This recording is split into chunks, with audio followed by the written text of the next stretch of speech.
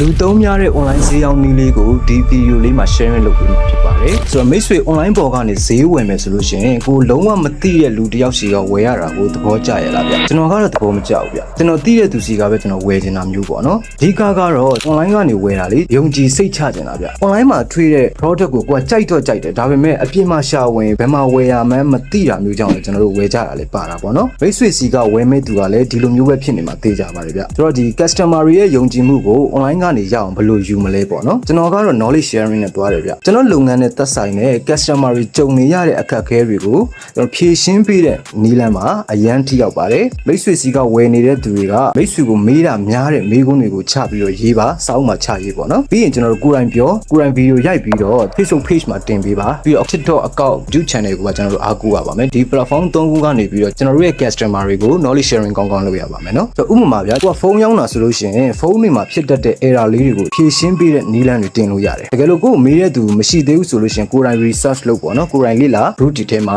မေးတာများတဲ့မေးခွန်းတွေကျွန်တော်တို့ကမှတ်ထားပေါ့နော်ပြီးရင်တော့ဒါတွေကိုဖြေရှင်းတဲ့နည်းလမ်းတွေကိုကျွန်တော်တို့ page မှာ TikTok account မှာ YouTube channel မှာတင်ရမှာပေါ့နော်ကိုယ်တိုင်ပြောပြီးတော့ video ဘာဖြစ်လို့ရိုက်ခိုင်းတာလဲဆိုတော့ online ပေါ်ကနေဖြစ်တဲ့အတွက်လူကိုယ်တိုင်ပြောပြီးတော့ရှင်းပြရင်ပို့ပြီးတော့မှယုံကြည်မှုရှိစေပါတယ်ပြီးရင်ကျွန်တော် group တွေထဲကိုလည်း share တယ် boost လည်းလုပ်တယ်ပေါ့နော် group တွေ join လို့ရှိရင်လည်း member များတဲ့ group တွေကိုပဲရွေးပြီးတော့ join မှာပြီး active ဖြစ်တဲ့ group ပေါ့နော်ဒါမျိုးတွေကိုရွေးပြီးတော့ join တက်ဖို့လိုပါမယ်ပြီးရင်ကိုယ်လုပ်ငန်းနဲ့သက်ဆိုင်တဲ့ group တွေလည်းဖြစ်ရပါမယ်ပြီးတော့ကြော်ညာကို video နဲ့သေချာလုပ်တတ်အောင်ကြိုးစားဖို့လိုတယ် video editing ကိုသေချာလေ့လာရမယ် professional level မဟုတ်ရင်တော့မှ basic လောက်တော့ကိုယ်ကသေချာလုပ်တတ်ရမယ်ပေါ့နော်ပြီးရင်တော့ဒီ marketing နဲ့သက်ဆိုင်တဲ့စာအုပ်တွေများများဖတ်ပါလုပ်ငန်းကိုရေရှည်ရပ်တည်နိုင်အောင်ဆောင်ရွက်ပေးတာက marketing ဖြစ်ပါတယ်ကိုကလုပ်ငန်းတစ်ခုလုပ်မယ်ဆိုလို့ရှိရင် marketing မသိလို့မရပါဘူးเนาะဘာပဲလုပ်ကျွန်တော်တို့ဂရုတည်ရမယ်စေတနာထားရမယ်စိတ်ရှိရှိနဲ့လုပ်ရမယ်ပြီးကိုချင်းစာရမယ်ပြီးအမားတွေကနေသင်ခန်းစာယူရမယ်ပြီးစာဖတ်ရမယ်လေ့လာပြီးလက်တွေ့အသုံးချရမယ်ပြီးဘယ်တော့မှမရက်ပါနဲ့เนาะဆုံးထိအားထုတ်ပြီးတဲ့အတွက်ကျေးဇူးအများကြီးတင်ပါတယ်ခင်ဗျာကျွန်တော်နာမည်ကတော့ကိုရင်လင်းဦးပါ Digital Marketing for Your Life ကပါ